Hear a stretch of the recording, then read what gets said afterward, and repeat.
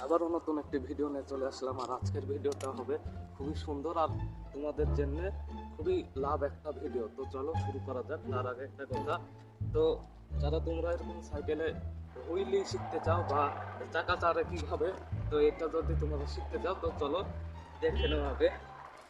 তো প্রথমত তোমরা চেন নামাই নিতে হবে।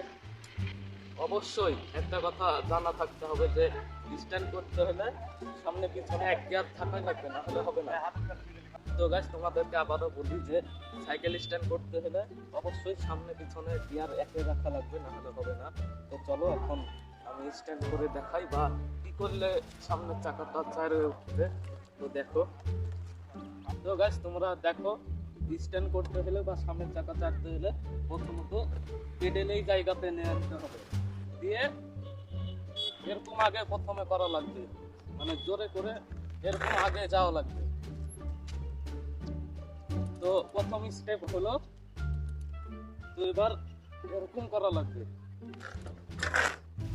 আর ব্রেক অবশ্যই কন্ট্রোলে থাকা লাগবে, না হলে উল্টে পড়ে যেতে পারো। তো যাই হোক গাইস, তো গাইস একটু হলেও তোমাদেরকে আমার এই স্ট্যান্ড করা শেখাতে পারলাম। আশা করি তোমরা বুঝে গেছো। তো এই ছিল ভিডিও।